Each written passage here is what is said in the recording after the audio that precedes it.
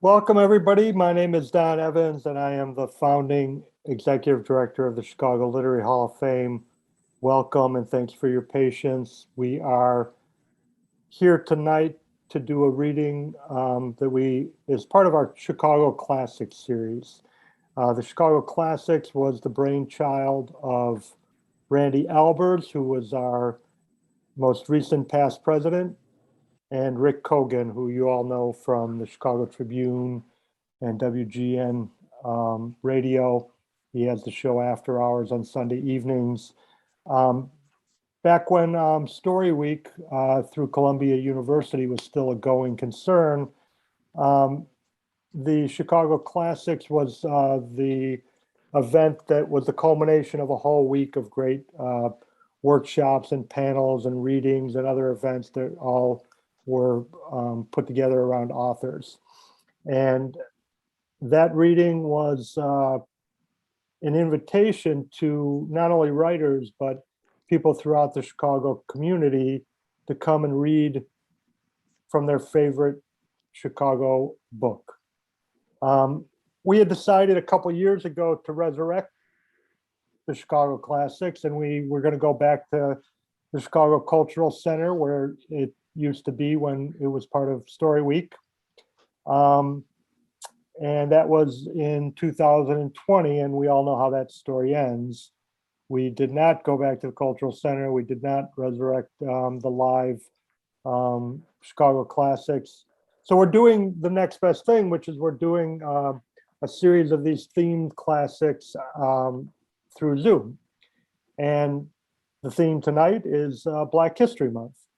So we have a spectacular panel of readers tonight. Jarrett Neal is going to be our host for the evening, and he will introduce them. And in fact, I will introduce Jarrett in just a second. I just wanted to say very briefly that the Chicago Literary Hall of Fame, our mission is to celebrate, to support, to honor, and to preserve the great Chicago literary culture. We do that in a variety of ways, including what you're here for tonight. www.chicagoliteraryhof.org. You can find out about upcoming events like the Open Heart Chicago anthology reading, which is coming up on February 17th, a book launch for Scott Jacobs. For all of us who knew Scott, he was a fabulous journalist and writer and human being, and he passed away last March, and he had already had a book that was ready to come out, and we're going to do a launch for him at the Cliff Dwellers. We're honoring Anna Castillo in March 24th, the American Writers Museum, and we're doing a little fundraiser called the Martini Chronicles, which is you're basically going to learn different Chicago literary themed drinks, and with a professional bartender, or what he likes to call himself, a mixologist, Ryan Prindle. So go to our website, find that, support the Hall of Fame. We always need support. And most importantly, buy the books of these authors. You can go to our website. There's a tab that says Literary Chicago, and you go down there, and we have an index of all the independent bookstores in Chicago. And we are a lucky city because we have so many thriving, wonderful bookstores. And so go to that, pick out your favorite bookstore, and order the books online. Jarrett Neal is a good friend. In fact, Jarrett and I both live on Humphrey Avenue in Oak Park. Jarrett is on the north side of Madison, way north, and I'm on the south side. So Jarrett is in the better part of Humphrey, but they're all pretty good. They're all pretty good parts, in Oak Park. And there's Ronne Hartfield. Hi, everybody. We got Ronnie. If that is not a reason to celebrate Black History Month right there, just seeing her face Yes, and ma'am. your voice. Yes, ma'am. So Jarrett Neal is a good friend. He's a great writer. He is a board member of the Chicago Literary Hall of Fame for going on a couple of years now. He has written a fabulous book of essays on Black gay identity called What Color's Your Hoodie?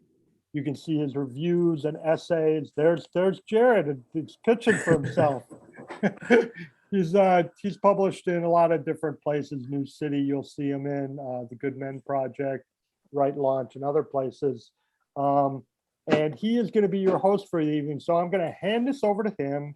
He's going to introduce you to the spectacular lineup of writers we have. And I would get to Ronnie right away, Jarrett, before we lose her. All right, thank you, everybody. Thank you, Don. Thanks, panel. Thanks, participants. It is a cold, cold, snowy day. So what better way to spend your evening than listening to some good writing? Because I know you've got some coming up. I try to do my best, but I put words on a page and I hope somebody responds. So as Don said, I'm Jarrett Neal. Been living in Chicagoland area since 1999. I'm originally from Kansas City, Missouri. So still getting over the Chiefs loss, but we go on. We'll fortify ourselves another way. So thank you all for tuning in tonight. It is February, which means it's Black History Month, which means there's a lot going on. I told friends the other day, if you are Black and you work in education or the arts, politics, whenever February comes around, your month is booked solid. So I'm happy to participate. I'm always happy to promote literature of any sort, especially literature of my people. Intersectionality, I represent a whole lot of people. And we've got some four if you include me, I guess you include me, four great writers coming up. And this is an interesting time we're living in. I don't think I have to tell any of you. The United States is going through some stuff for real. So I've got 3 books here. This is The Bluest Eye by Toni Morrison. Excellent book. I think I read this, must be 20 years ago. Red at the Bone by Jacqueline Woodson. This is a book that came out, I think, 2 years ago. I breezed through this in February. Every February, I try to read Black authors. I try to read like 1 book a week, not counting audiobooks because I have an insane commute and audiobooks help a brother get through. And then I have Heavy by Keith Lehman. I actually taught this book in my gender and identity literature course a couple of semesters ago, and students really responded to this. These 3 books, along with some others, have recently been banned in school districts and legislatures throughout the country for various reasons. Book banning is nothing new. We all know that book banning has gone on since the creation of formal education in this country. But there's something new about this latest round of book banning, where it's coming from, how it has been politicized, and what the ramifications could mean for our young people. I think, if I'm not mistaken, just about all of us on this panel are, or at one time, educators. I teach at Governor State University in the south suburbs of Chicago. It's almost in Indiana, and it is a predominantly Black serving institution. And it amazes me what my young Black freshmen know, because they know a lot. I don't know anything about social media. They have to tell me. But it also amazes me about the things they don't know. I brought up Frederick Douglass in class the other day, and none of them is it what? Nobody knew who I was talking about. So I think events like this are valuable. They're important. They're necessary. We need to keep cultures alive. And the way we keep cultures alive is by honoring literature of the past and promoting the literature of the present and the future. So if this event tonight does nothing else, I hope it raises awareness not only to the rich literature of Chicago, from Chicago's past and Chicago's present. There are so many dynamic writers in Chicago and in Chicagoland right now. I'm not technically Chicago, but I'm Chicago. But I hope it encourages us all to reach out and support these books and to tell stories about these books and to meet somebody and tell them about the stories of these books. We want to keep good literature going. So without that, I think it's my turn to start it off to read my Chicago excerpt. So I was casting about, looking at some of the great Chicago writers, and I chose poets. So I went to Chicago's Renaissance. So there was the Harlem Renaissance, as we know, Harlem, New York, those writers. And there was also Chicago Renaissance, names of writers you probably already heard of: Lorraine Hansberry, Gwendolyn Brooks, Richard Wright. I found a poem by Margaret Walker. Get my hearing aid. I think the date on this poem, I'm not sure. But this is a poem I found. It spoke to me for different reasons. I'm going to share it with you. The title of this is "We Have Been Believers." And again, this is Margaret Walker, a Chicago poet. We have been believers, believing in the black gods of an old land, believing in the secrets and the seeress and the magic of the charmers and the power of the devil's evil ones. And in the white gods of a new land, we have been believers, believing in the mercy of the masters and the beauty of our brothers, believing in the conjure of the humble and the faithful and the pure. Neither the slaver's whip, nor the lyncher's rope, nor the bayonet could kill our black belief.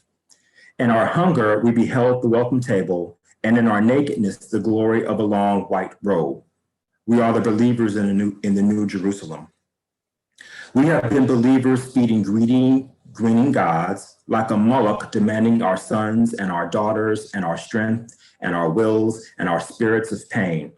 We have been believers, silent and stolid and stubborn and strong. We have been believers, yielding substance for the world. With our hands, we have fed a people, and out of our strength, we have wrung the necessities of a nation. Our song has filled the twilight, and our hope has heralded the dawn. Now we stand ready for the touch of one fiery iron, for the cleansing breath of many molten truths, that the eyes of the blind may see, and the ears of the deaf may hear, and the tongues of the people be filled with living fire. Where are our gods that they leave us asleep? Surely the priests and the preachers and the powers will hear. Surely now that our hands are empty and our hearts too full to pray, they will understand. Surely the sires of the people will send us a sign. We have been believers, believing in our burdens and our demigods too long. Now that the needy no longer weep and pray, the long-suffering arise, and our fists bleed against the bars with a strange insistency. Again, that's Margaret Walker. Good words to kick us off. So we're going to keep things rolling. You can do a little clap emoji if you want. That's always appreciated. We love that.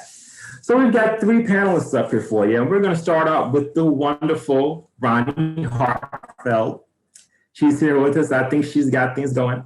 Ronne, I hope you're ready, because I'm going to share your great bio with these good people, because we need to know about you. So Ronne Hartfield is an author, essayist, and international museum consultant whose decade-long tenure as executive director for museum education at the Art Institute of Chicago was the first ever endowed by the museum's Women's Board. She was formerly executive director of Urban Gateways, then the largest private arts education organization in the United States. Her memoir, Another Way Home, The Tangled Roots of Race in One Chicago Family, published by the University of Chicago Press back in 2004, received critical acclaim, and her essays in the arts, humanities, and American cultures are widely published. She holds a BA in history and an MA in religion and literature, both from the University of Chicago, as well as an honorary doctorate from DePaul University. Formerly DM students and associate professor at the School of the Art Institute of Chicago, my alma mater. She has taught at Northwestern, my other alma mater, and the University of Illinois at Chicago. The recipient of residential fellowships from the Rockefeller Foundation, the Aspen Institute, the Goethe Institute, and several international foundations, she is permanently located in Chicago. So Ronne, if you're ready, I'm going to turn it on to you. And can you tell us what you're going to share? I think you're going to share something from your book. Is that correct? I think first I'm going to read something from Richard Wright's book, Okay. American Hunger. This is the second half of Richard Wright's autobiography. And the first chapter struck me madly when I came across it fairly recently, because it happens that he was from a part of Mississippi Jackson, which is very close to where my mother was brought up.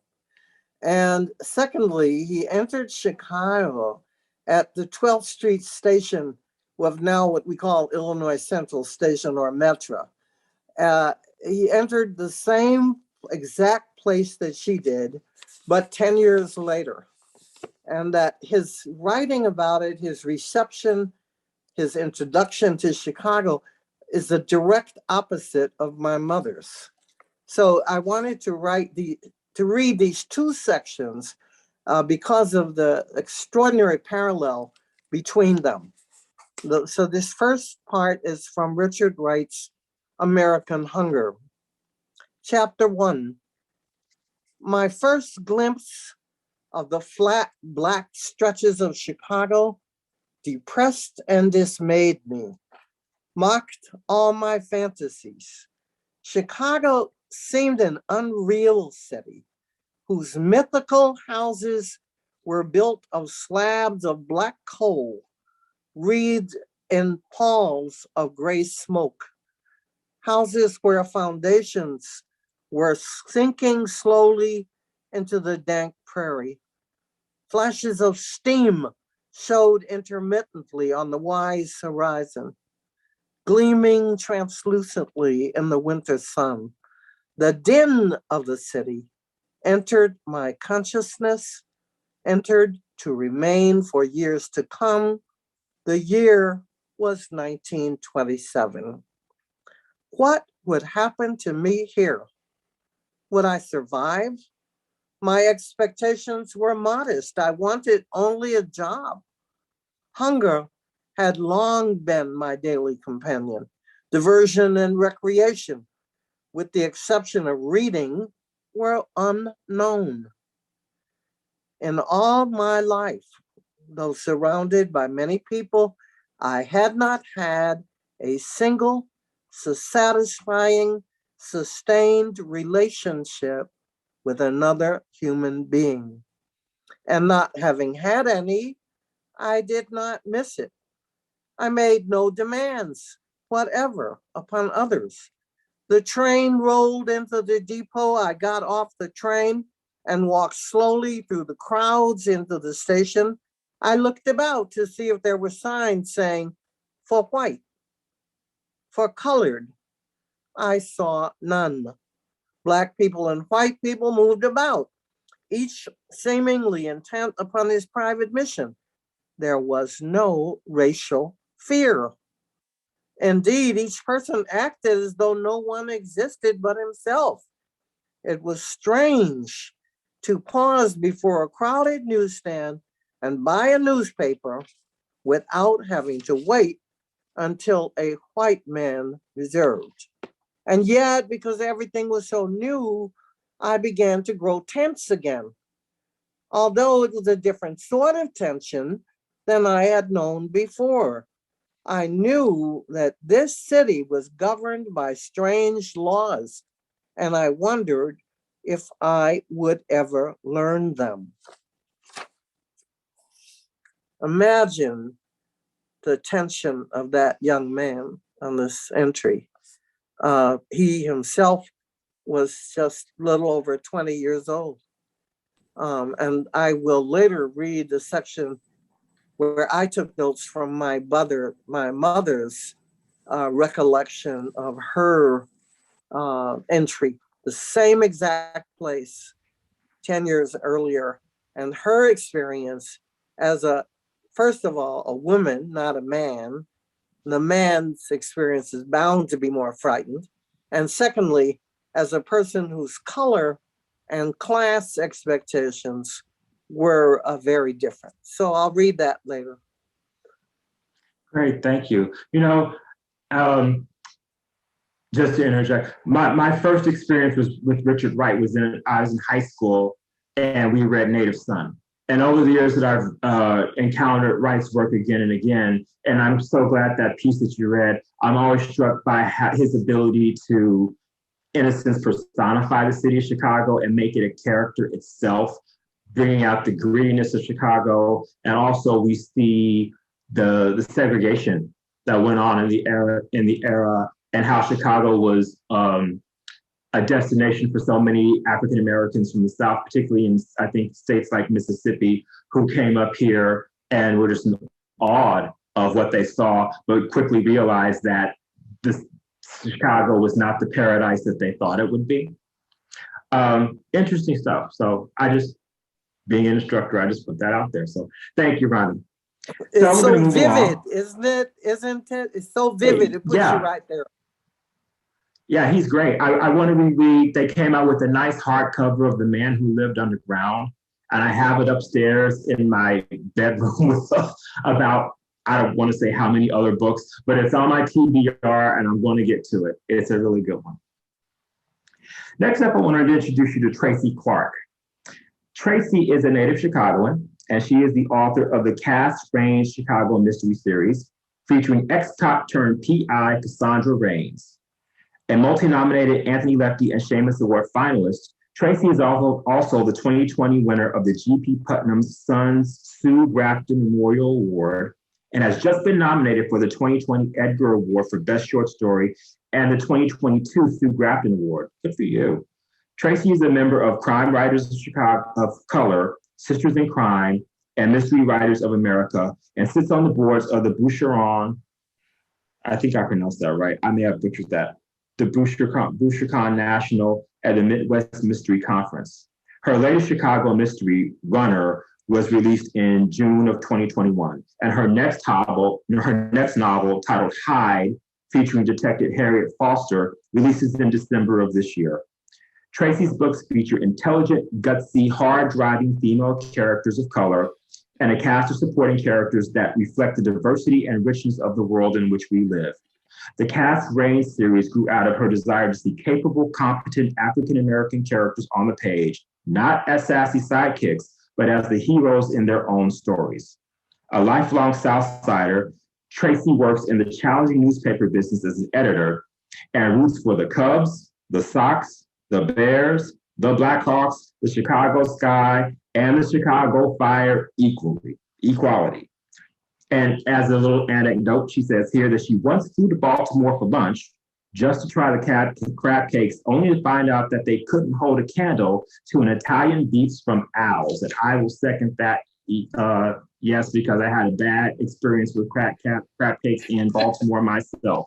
And that's a story for another time. But Tracy, I'm going to turn it over to you. And I think you're sharing another Chicago classic for us. I am. Since I'm a crime writer, I stick with crime fiction. And one of the really great crime writers of Chicago is Hugh Holton. We lost him several decades ago, unfortunately. But I'm going to be reading from his novel, The Devil's Shadow. And I'll just read a little bit from it and we'll see what you think. The Metropolitan Bank of Chicago was located on Michigan Avenue between Washington and Madison Streets. It was a commercial financial institution that offered a wide range of services to patrons. Among these services were safety deposit boxes secured in an impregnable steel vault on the lower level. During the bank's hours of operation, there was always a pair of armed security guards on duty at the vault entrance. When the bank was closed, the vault was on a time lock. It was considered as secure as humanly possible. That made the challenge all the more intriguing. Juliana Saint was an exceptionally beautiful woman. She had flawless ebony skin, thick black shoulder-length hair, long lashes, and exotic dark brown eyes that many believed to be hypnotic. She had a thin nose above full, sensuous lips and a stunning figure. By nationality, she was French, as she had been born on St. Martin in the Leeward Islands, east of the British Virgin Islands. Besides being beautiful, she was intelligent and well-educated, having earned advanced degrees in mathematics from the Sorbonne. She was also a thief. Actually, applying such a crude criminal term to Juliana was an understatement. In fact, she did steal things that belonged to others, but only very special things. Now she was in Chicago to steal something from the impregnable vault of the Metropolitan Bank. The black Mercedes was driven north on Michigan Avenue and cruised slowly past the bank. Juliana was seated in the back seat. Her assistants, Christophe Lacroix and Hubert Merrière, were in the front seat. Christophe, a tall, muscular, handsome man of 30, was driving. Hubert, who was as tall and broad as Christophe, was 50, of mixed African-French ancestry, and exuded an aura of menace. He had dark features and had once been a member of an organized criminal faction in France.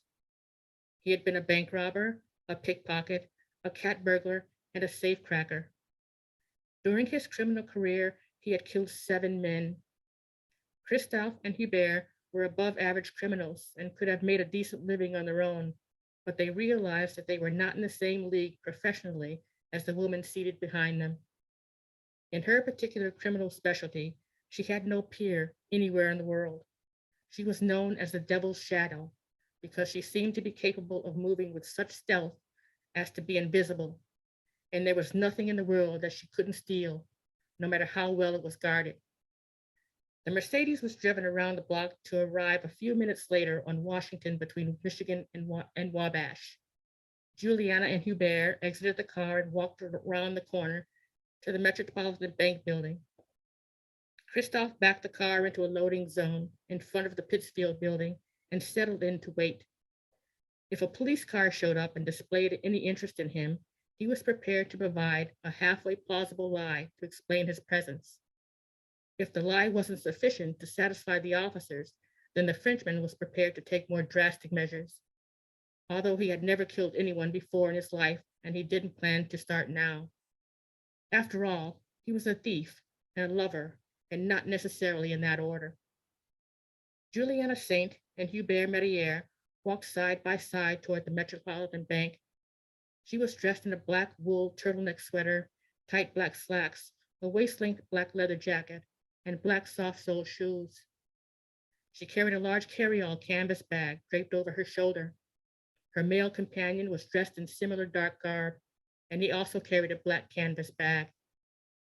There was an alley beside the bank building, despite this early hour of the morning and cold, dry air hovering just above the freezing mark. There was some sparse traffic on the avenue.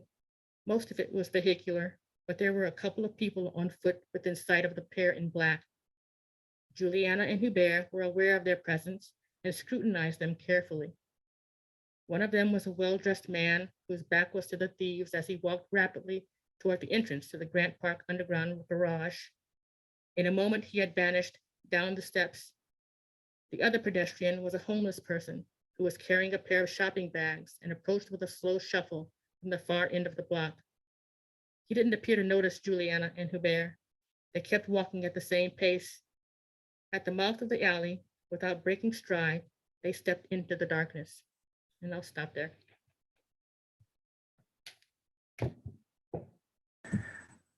Well, thank you. Tracy, when this is over, I'm going to have to get a list from you because I'm gradually getting into crime writing. Back in December, I love the plotting. So one of my favorite things to do on a Saturday night, I am the world's biggest homebody, is I like to go down to my man cave, and on TCM, they have Saturday Night Noir. I love noir films, black and white, gangsters, malls, film fatales. This is the perfect city to have that.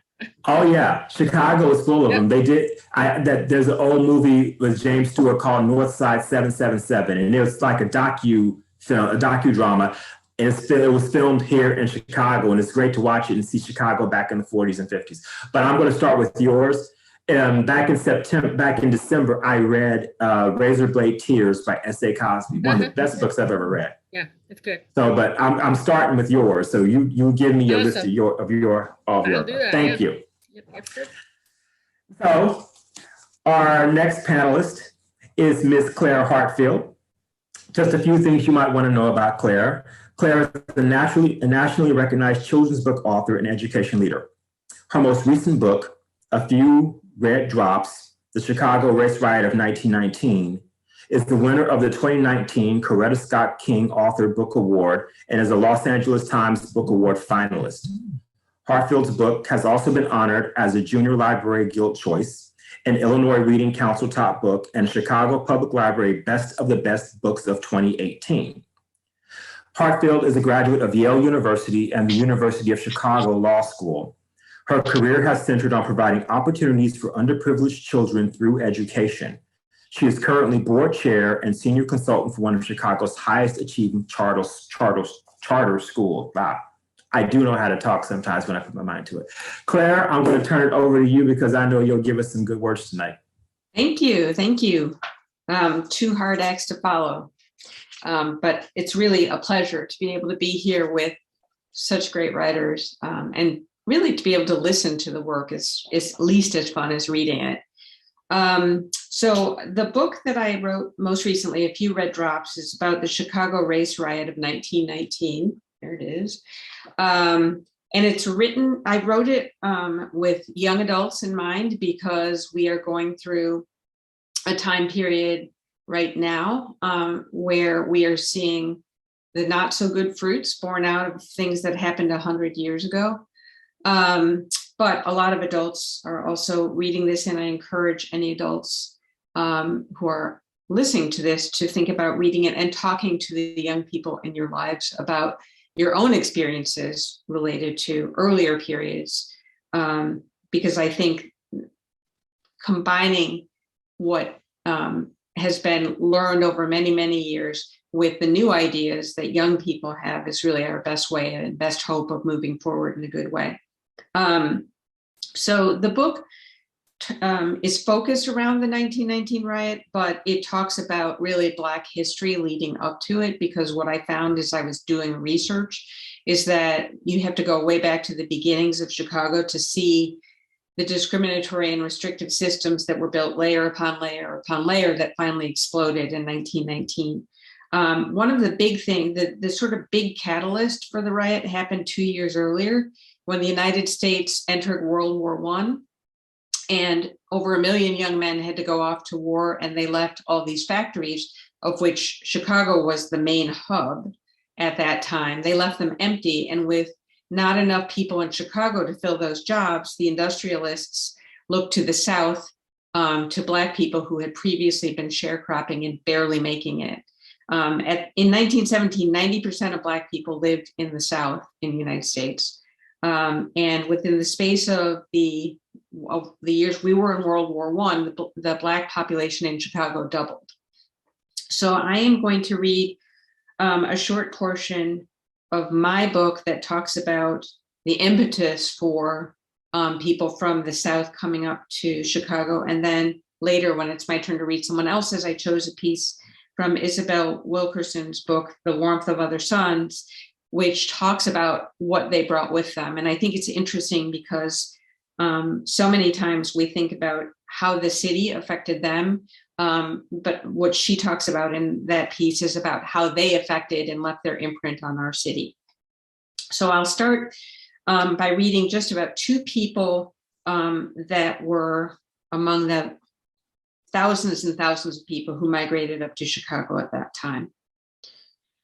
Mr. Henderson was a railroad man hailing from those southern Mississippi hills. He had worked the railroads for 15 years, making enough money to build his wife a house on a nice property of 100 acres of land. His take-home pay was good, $125 each month. He felt satisfied with his accomplishments, but the train took him to places far away from his small slice of happiness, and the world he saw was full of pain and sorrow. The stories he could tell.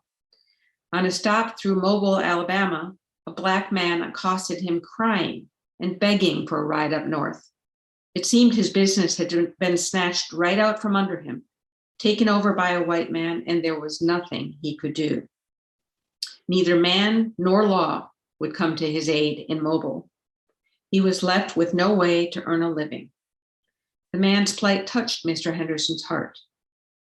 Other stories closer to home weighed heavily on Mr. Henderson's mind. Sometime around 1913, a Black man had killed a white policeman just a few miles from Henderson's home. An enraged mob killed the Black man and then continued in its fury to destroy property owned by Blacks in the surrounding area. A couple of years later, a train man's beautiful mixed-race wife, alone at night while her husband was away on a run, was visited by a white man who thought he might just have a good time with her. Trips away were never the same again for Henderson, always tinged with anxiety about leaving his wife alone. He daydreamed of moving up north. He had been there from time to time on railroad passes, and he liked what he saw. But he also knew that there were no jobs open to him that could pay like his current one or offer the same security. So Henderson decided to bide his time. A little down the way in Hattiesburg, the Defender, that's the Chicago Defender newspaper, was generating excited conversation at Robert Horton's barbershop. Proud of his shop status as the community hub, Horton took 40 to 50 copies of the Defender every week, magnanimously distributing them to customers at cost. The Defender's talk of political freedom in the North fascinated him. Blacks didn't just have the right to vote, they had the right to vote their own into office. Horton could think of no greater satisfaction, but he was cautious. His barbershop, his Hattiesburg clientele, was his livelihood. It seemed too risky to go up north and start from scratch. He'd been tempted once when he traveled to New Orleans to attend his daughter's graduation from Straight University. Looking to pass some time while his daughter was otherwise engaged, he had sauntered down to the local barbershop, where he met a man who was talking up the north and promising bushelfuls of job, offering free train tickets to Chicago. Horton shook his head. He wasn't ready, but he couldn't dismiss the idea, and he mulled it over with his family and friends when he returned home to Hattiesburg. Let's see, I'm skipping a few pages here about other people. Here, so people were going up north in droves after a while. Horton's Hattiesburg barbershop and community hub, too, was getting quieter and quieter.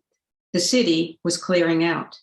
News of departures became a part of everyday conversation. From those who had what they called the Northern fever, a standard goodbye was making the rounds. Only the waters of Lake Michigan can cure me.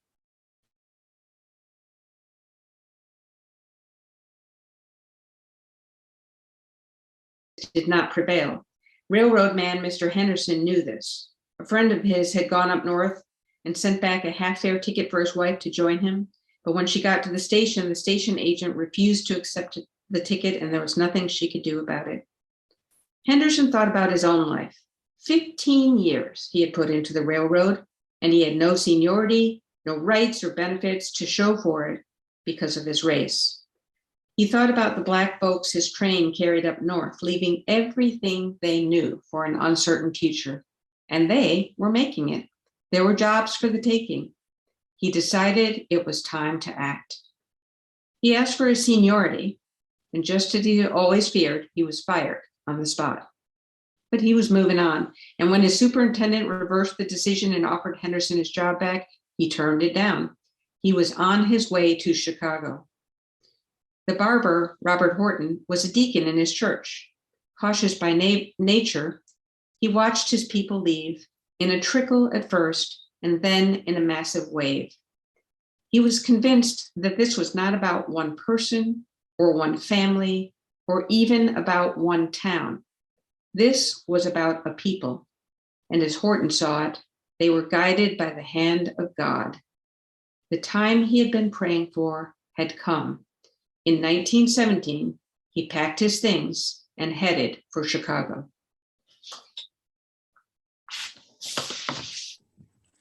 Thanks, Claire. Yeah. So it strikes me again and again, you pick up on various themes and motifs, and it's like, Black people, we are a moving people. We are migrating everywhere. And I know you're going to speak about this again when you read from Isabel Wilkerson's fantastic book. I have it over here. Where is that book? Warmth of Other Suns. Got it right here. If you haven't read it, put that on your TBR and read that. Okay, so I guess we're going to segue. So we had the first half where we read our kind of tributes to Chicago's literature. And I think now we're going to give you all a little bit of something of what we do, what we've written. We try our hand at writing, do our things, publish our books. So I was scheduled, I think I've loved the assignment. So I think we're all supposed to read excerpts from our books. So while What Color Is Your Hoodie? Essays on Black Gay Identity is a great book of essays, I encourage you to read it. I apologize for typos. I'm the king of typos. Education has been on my mind recently. I'm working on a book of short stories that chronicles education for African-American men, whether they're students or teachers, middle school, high school, doctorate, what have you. That's a whole other project. I am locking myself in a hotel room next month in Milwaukee to get this book done. But I didn't want to share that with you for various reasons. It's still under construction. Some of the stories are not necessarily Chicago specific, but I did something. So several years ago, when I was in a doctoral program, one of my assignments was to write a transformative learning experience. And I wrote this, I put it in a Google Doc, and I put it away. Well, I teach first year comp at Governor State University. And the first assignment of the semester is always to write a literacy narrative. And I thought a way to get the students to understand what a literacy narrative is to give them examples. And I stumbled across this thing I wrote back in 2015 for my doctoral instructor. And I read it and I thought, doggone it, I wrote a literacy narrative. So I did something that I have never done before. And I shared this with my students with the caveat that I don't expect them to write like a 40-something-year-old person trying to get a doctorate. Okay, I understand that. I just want you to see the flavor of it. And I thought, with everything going on in this country, I'm going to stand up and I'm going to share with you my experience as a freshman at Northwestern back in 1992, 30 years ago. I'm aging myself. The numbers are getting curvy. So this is what I wrote. I wrote it for my instructor. I wrote it, I shared it with my students. I share it with you tonight. Apologies if I stumble over words. This was a long time ago. I was 18 years old when this happened to me. We changed, right? I don't have a title for this. I call it Northwestern University 1992, because this is when this happened. My memory is full of positive experiences from my journey through education. I recall with great fondness and abundant admiration the names, faces, and characteristics of each of my favorite teachers, but the memories I treasure are associated with reading and writing. Mrs. Whitcomb, my 6th grade teacher, read Pippi Longstocking to our class over a period of 2 weeks.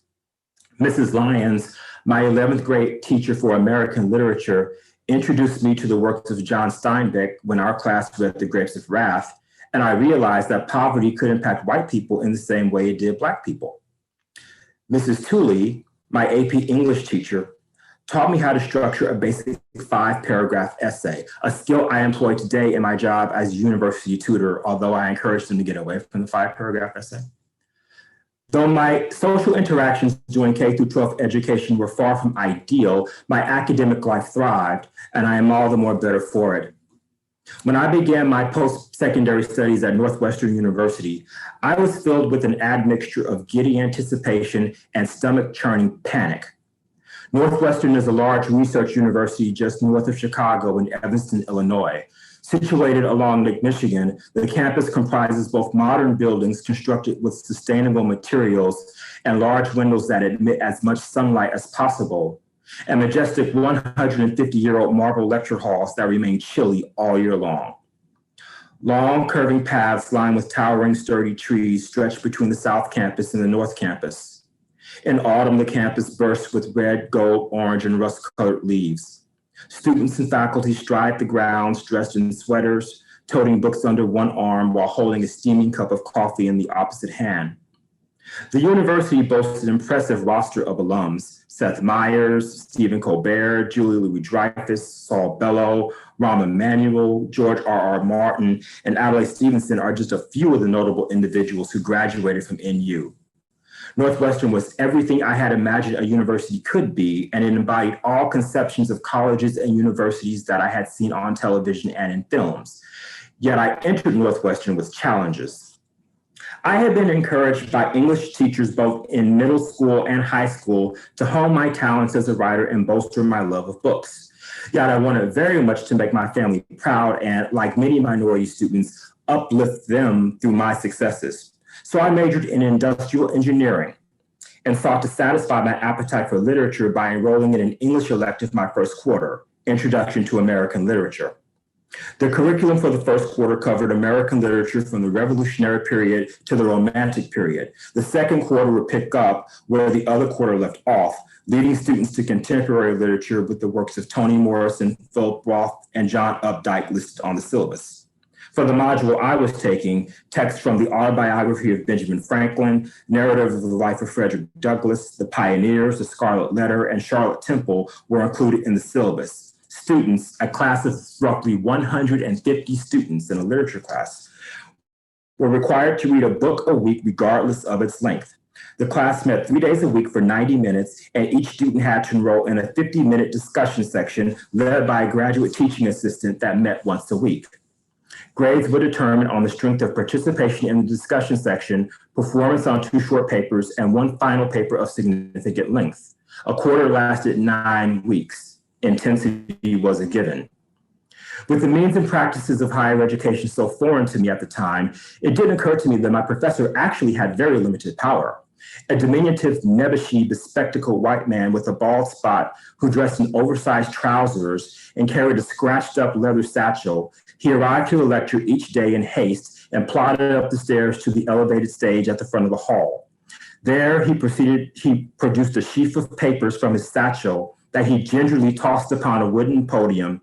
He cleared his throat, then launched into an impassioned, illuminating lecture that encompassed not only an analysis of the week's reading, but the history, politics, and socioeconomic concerns that inform the book, as well as insights into the author's biography. Sometimes he subsidized his lectures with slides, sometimes with clips sourced from films or documentaries, sometimes with nothing at all. His TAs, about a dozen PhD candidates in English, sat among us in the lecture hall, indistinguishable from we freshmen and sophomores. Some jotted down fastidious notes while others sipped beverages, slumped in their seats, and fought to stay awake. They, I soon realized, were the ones who wielded the most power in the room, for it was they who graded all the papers and assessed each student's level of participation in the discussion section. As ragged and sleep-deprived as some of them looked, they were not to be dismissed. I can't recall my TA's name, but I do remember that he was a white guy with scraggly blonde hair, a goatee, and fair skin. He regularly wore a camouflage jacket and had a habit of keeping his arms folded over his chest whenever a student spoke in our discussion section, raising a chin whenever a student made a salient point, and lowering it when a student erred. He spoke in a drowsy monotone. Though amiable, his personality was on par with a dingy bedspread. He did merely what he was required to do, but he was in dire need of a cleanup. For our first assignment, we were required to write a paper on one of the 4 books we had read in the course so far. I chose Narrative of the Life of Frederick Douglass for obvious reasons. I was only one of 11 Black students in the course, and Douglass's slave narrative was the only offering on the syllabus by a person of color. It spoke to me like none of the other books did. After reading and annotating the book, I went to the computer lab one night before the paper was due, waited 45 minutes to become available. This was back in 1992, didn't have any laptops back then. Then I hastily wrote a paper that would easily have earned me an A in Mrs. Tooley's AP English course several months earlier. A week later, when my TA had graded and returned my paper, I felt as though the skin on my face would slide off and pull onto the floor when I flipped to the back page and saw the D written in the bottom right corner of the works cited page in vibrant green ink. Above the D, a litany of comments explaining the myriad ways my paper had failed to meet an acceptable standard contorted on the page like anemic vines sprouting from a desiccating plant. Now, a D is a tricky grade. Though I had not failed the assignment technically, I certainly felt as if I had. Once the first paper had been returned, about 25 students dropped the course, including 2/3 of the Black students. But I wanted to stay. Though my grade was suffering, Introduction to American Literature was still my favorite course. I had virtually stopped attending lectures for chemistry. My chemistry class had swelled to about 300 students, no joke, and I stopped going to Introduction to Industrial Engineering. Literature was the only course where I felt comfortable, like a true university student. Throughout my academic career, English has always been the subject I thrived in, and I didn't want to let go of my self-perception as an ace writer and reader. I was impelled to complete the course no matter what the eventual outcome or its consequence to my academic career. Over Thanksgiving break, when I returned home to Kansas City to be with my family, I purchased a remainder copy of the collected works of Nathaniel Hawthorne from Walden Books and decided to write my second short paper on the Scarlet Letter, a novel with themes I found compelling. Though I never sought the counsel of my professor, my TA, a tutor from the Writing Center, or anyone else, I relied heavily on my class notes and my overall impressions of the novel to complete my paper. When I received my graded paper this time, my TA's comments were terse, but no less stern. Finally, some effort, C-. My reaction was neutral at first. I gladly accepted the C- and took slim pleasure in the fact that I had, at minimum, garnered some praise from the TA. However, I still hadn't cleared the hurdle he felt a student at Northwestern should. I coasted through the rest of the course and finally finished with the final grade of D. My academic life has been varied and laborious, transformative and affirming. The unprepared, self-conscious student I was at 18 in my very first quarter as a full-time student enrolled in one of the most prestigious universities in the nation was radically different from the learned, self-aware, self-confident, engaged learner and instructor I am now. Self-reflection endows one with the distance, awareness, and growth necessity to see the benefit of failure. True, I did not technically fail Introduction to American Literature, yet I did fail in the sense that I did not live up to my own high standards or those of my TA. Now that I am an educator and writer, I realize the many steps my TA and I could have taken to support my learning in the course. If someone had given me proper instruction in the writing process and the analysis of literature, I probably could have written more successful papers. If I had not been under the belief, as so many students are, that writing should be immediate, effortless, and perfect, I would not have set such high expectations for myself. If my TA had been more supportive in his comments and not erudite and shaming, I would have felt more comfortable going to him and asking him for help and clarification. I see my time in this course as a lesson, a litmus test for how I teach and tutor students today. I believe good teachers demonstrate strength and leadership, set reasonable standards for students, and make them responsible for their own learning. But I also believe good teachers should be tolerant and patient, encouraging, and supportive. Whenever I sit in a tutoring session with a student or prepare a lecture for a class I'm teaching, I try to keep these tenets in mind. In the many years I have worked in higher education, I believe I have positively influenced students, but sadly, I know at times I have failed them. I've lost my patience. I've even shamed students in some instances, and I've commandeered some tutoring sessions. But now that I know better, I am performing better as an educator. I see the benefits for both my students and for me, and I see the liberating power of education. So I gave this to them the other day. You've never seen any sight like a whole room of 18-year-olds wrapped in silence actually reading something. So I guess they kind of liked it and responded to it. So I thought I would share that with everybody today. So we're going to keep things moving and move along because I know we're running short for time. So I think Ronnie has something from us that she's going to share. Ronnie, I'm going to turn it over to you. Yes. I'm sort of humbled after listening to you talk because I feel so strongly about the power of high standards. Often standards that you can't reach yourself and you know you can't reach, but having them is so important. And it's more important than ever in this day and age when people are self-publishing and things are popping off the press daily, that maybe their standard level should be higher than it is. So I felt really it was a delight, not a delight, that's a light word, a great pleasure to hear the people that are reading here tonight. I'm going to read a little bit try to read in my mother's voice.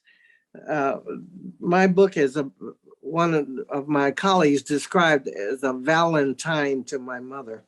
And I really hadn't thought of it that way, but she was such an extraordinary human being, an extraordinary mother, an extraordinary example of the transition from the South to the North, because she did come in 1918 in the middle of the first Great Migration to New Orleans first, where she worked as a nursemaid and wasn't very happy there. But that was a little bit of a transition, 3 years for her between living on a plantation and entering Chicago. So this chapter, and I try in my book to start with her life from the time her mother died when she was 7 years old. So already we've gotten past her leaving that plantation at the age of 15, moving to New Orleans and living there until she was 18, after counting each day until she could get to what she thought was going to be the place of the great adventure of her life. And I began each chapter in my book with a little aphorism. This one from a poet whose work I admire almost every line he ever wrote, a Chinese poet named Li Young Lee, wrote a very long book-length poem called The City in Which I Love You. And this is just a few lines from that. And then I'll go right into trying to read somewhat in my mother's voice. She refused to be audio taped. When I wanted to audio tape her, she said, why don't you go audio tape somebody like Lena Horne? I haven't done anything. There's no need to autograph, to in any way audio tape me. So I'm just going to read a few pages from this section. This is the aphorism. I enter without retreat or help from history, the days of no day, my earth of no earth. I re-enter the city in which I love you. And I never believed that the multitude of dreams and many words were vain. She never did. When I first set eyes on Chicago, it was everything I had heard about. My cousin Irene and I had made the long train trip on the city of New Orleans with no trouble at all except nerves. We were excited to the bone, looking forward and looking back all at the same time. It felt funny to go so far from Mama and Mama Emmeline, but they had encouraged me to go. There's more for you in Chicago, Mama had said. You're a young lady now. You need to be taking care of your own babies, not some other woman's. Just keep your eyes open and your dress tail down. You'll meet the right future for yourself. I know you will. Down home, people like Mama were not much for a lot of hugging and kissing, and neither am I. But that day when I walked away from my family at the pond, she did hold me by the shoulders a long time.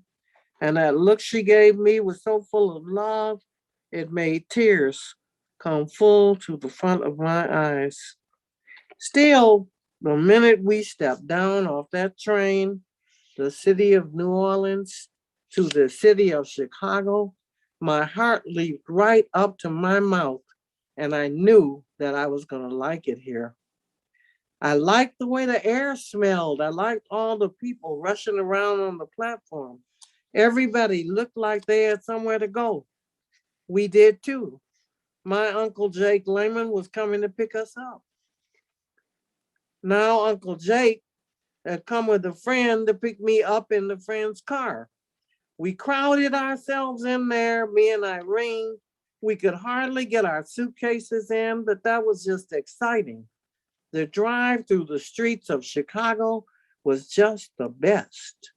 That drive remains in my mind the all-time best drive I have ever taken, then or now. Everybody down home had heard about Chicago.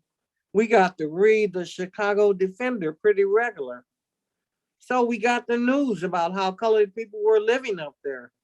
Every time somebody went up to Natchez or down to New Orleans or Baton Rouge, they would bring back copies of colored newspapers from New York City and Chicago and pass them around.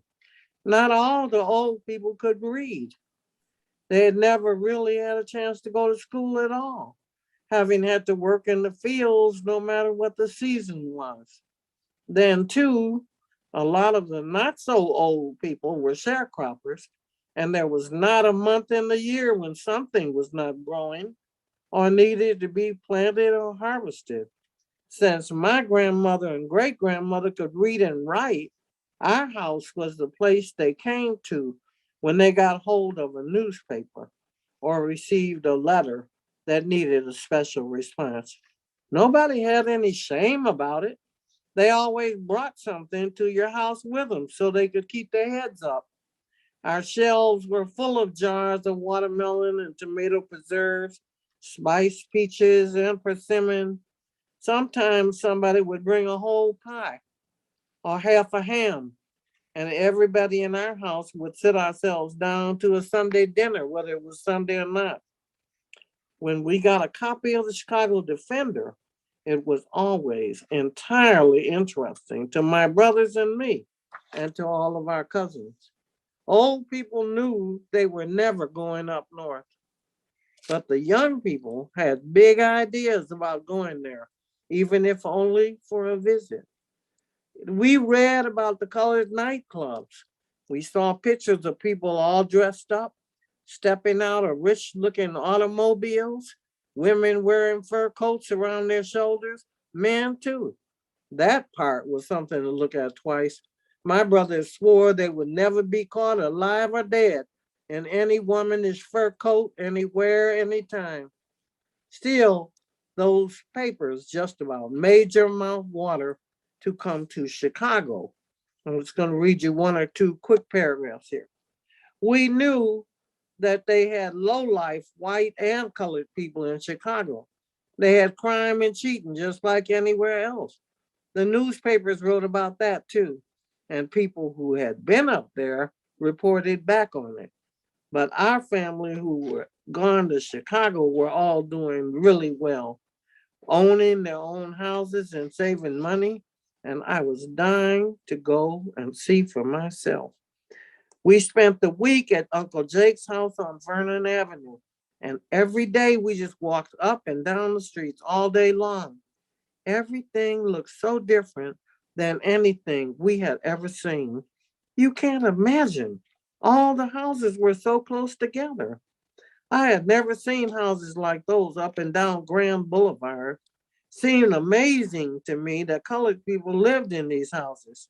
I set my mind someday I was going to live in Groveland Park. I liked the green parkway in the middle, and the houses reminded me a little of New Orleans, but better. Everything about Chicago was definitely better in my book. Without thinking about it, Day became a creature of the city, and what she loved was all of it. So I'm just trying to contrast for you the joy, the sense of openness and adventure and positiveness that she had when coming here. And in some ways, she never lost it. When she was old, she said, I thought when I got old, I'd move back down home. But after a while, I realized Chicago had become my home. It's wonderful. I love the way you read it, Ronnie. You did a really good job. I give you points for that. And it's interesting. Well, you heard those Southern voices, right? I did. It sounded like my grandmother. And I was thinking, you were talking about the Chicago Defender. I'm originally from Kansas City. And I wondered the other day, I'm like, are they still selling the Call? The black paper in Kansas City was the Kansas City Call. And my grandmother got it every week. And she would read it from cover to cover. And when I was back there for Christmas a few weeks ago, I was in a grocery store and I saw it. Like, yes, it's still in circulation. Yes, we love newspapers. We love black media getting the voice out. Thank you. Okay, so I think we're going to move along now, and Tracy's going to share some words with us. Tracy.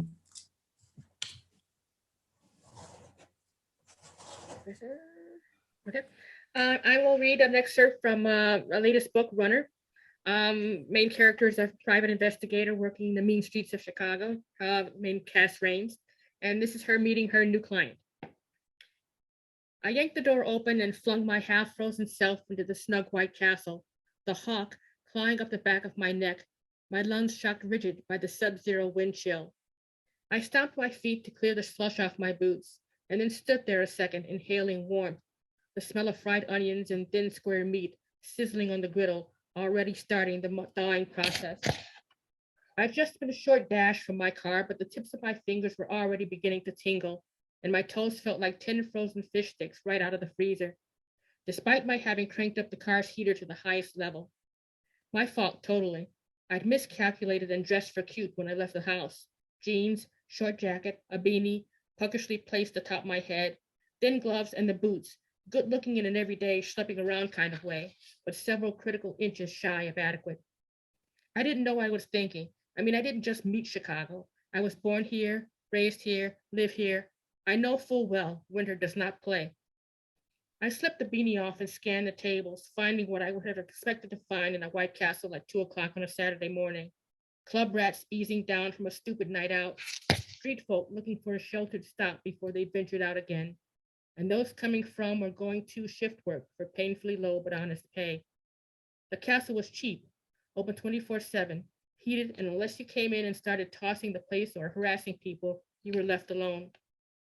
I was looking for Lisa Evans, a prospective client. She'd called my office the day before looking for help to find her missing 15-year-old daughter, Ramona, but she hadn't given me a lot of details over the phone. Truthfully, though, she had me at missing 15-year-old, so I was here to get the rest of it and to see if I could do anything for her. My eyes landed on a lone woman sitting at a far table, burrowed deep in a light jacket, no hat, no boots, her eyes fixed in a faraway stare. She was dark, middle-aged, 40s maybe. There was no one else waiting alone, so I assumed she was who I was here to see. I watched her for a moment, trying to get a feel for her.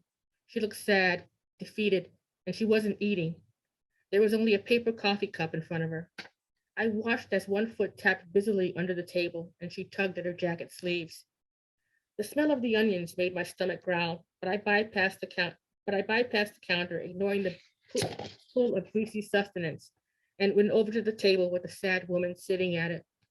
"Miss Evans?" I asked. She startled, looked up at me, then her eyes focused on something over my shoulder. I flicked a look to see what had caught her attention, but there was nothing but an empty table behind me. When I looked back, Evans's eyes dropped from mine. "You're the detective, Cassandra Raines," she said. She said it in a clear voice, loud enough for the half-buzzed night owls nearest to us to clearly hear. I nodded, then waited for what I knew was coming. I'd planned on counting to 5, but it didn't take that long for the half-in-the-bag party revelers and seasoned working girls on a break to get up from the tables and slip out into the cold. Detectives, even private ones like me, got no love at all, and it said a lot when a person would rather risk hypothermia than share space with one of us. "You're not hungry?" I asked, looking at her cup. She shook her head, but the denial was unconvincing. "Well, I'm starving," I said. "You mind if I get something? We can talk while I eat." She nodded an okay, and I walked up to the counter, ordered doubles, and waited for the sliders, fries, and onion rings, sneaking the occasional peek back at the table, but finding Lisa Evans unchanged each time. When I returned, I offered her the bag, but she shook her head no. "Oh, come on," I said. "I can't eat all these by myself. I could, but I'd regret it instantly." I jiggled the bag. "Help me out?" Tentatively, like a shy kitten coaxed toward a bowl of buttermilk, Evans took a slider from the bag, bit into it. I spread the rest of the tiny boxes on the table, positioning them between us, easy access for whoever wanted more. 2 a.m., I said, smiling, unconventional. She finished the slider, eyed the line of boxes, but didn't go for one. It looked like I was going to have to coax her along one slider at a time. I pushed a few boxes closer to her. She smiled slightly, then took another. "I got a job," she said, "cleaning places at night." She cocked her head toward the street. "The bus lets me out right at the corner there." I glanced out at the corner of 79th and Stony, the stop on the west side of a cage-match intense, 6-way intersection that at the height of the day had cars flying from all directions on mistimed traffic lights. It was loathed by locals, ignored by the city, and had earned a decades-old reputation for being a flat-out death trap. If you were bent enough to try and cross the streets walking, you had You had better be quick about it. If you were driving and stuck at a light, you'd be wise to cross yourself and get right with Jesus before you pushed off on the green. I'd peg Evans as being in her early 40s, but closer to her now, she looked slightly younger than that. I snuck furtive glances at her hands and wrists, wondering what was hidden under the jacket. She didn't look high or drunk. She was lucid, if slightly morose. I thought addict, recovering at least. I thought alcohol too, maybe. It would account for her skittishness. How can I help you, Miss Evans? Lisa, she said. I nodded, then waited for her to continue. Like I said on the phone, it's my daughter. She ran away and I need somebody to get her back for me. I plucked an onion ring out of a box and offered the rest to Evans. Her name's Ramona, she said. Ramona Titus. Me and her father, well, we aren't married. She's 15. They say she's been gone almost 2 weeks. I sat up straighter. Who's they? Lisa frowned. The state took her 5 years ago. She eyed me sheepishly. I got caught up in the drug life. She was staying in a good place, I thought, with a woman named Dolores Poole. It must not have been so good, though, if she ran away. Ramona told you where she was living, I asked. Evans bristled.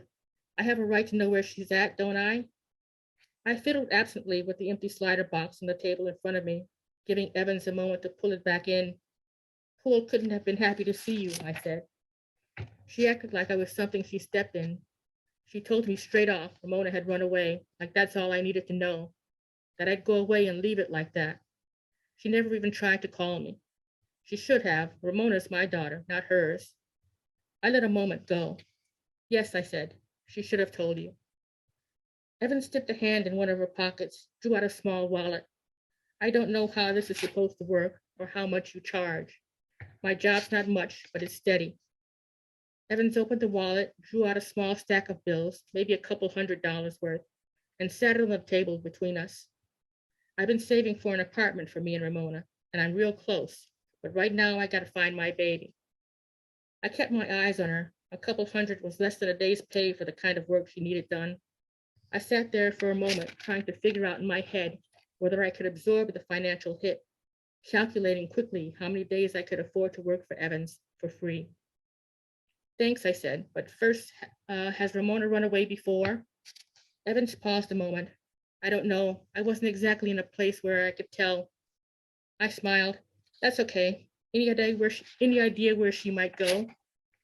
Evans shook her head solemnly, flicked a look at the money. I can't think straight right now. Is this enough? I gathered up the bills, folding them and handed them back. Hold on to this for now. How's that? Evans bristled, then put the money back on the table. I don't imagine you work for free, do you? I sure as hell don't. If this isn't enough, then you tell me how much and I'll figure it out. My money's as good as anybody else's. We stared at each other for a time, coming to a silent understanding. I picked up her money and slid it into my pocket. I'll prepare a standard contract, I said, before I start and have you sign it. I'll give you a receipt for the money and send you an invoice for the rest when I'm done. If I need more, I'll let you know how much and then wait for you to give me the okay before I keep going. That's how it works. Evans sat back, her shoulders relaxed. That sounds all right. Good, I said. I picked up my pen, prepared to take notes. But right now, tell me as much as you can about Ramona.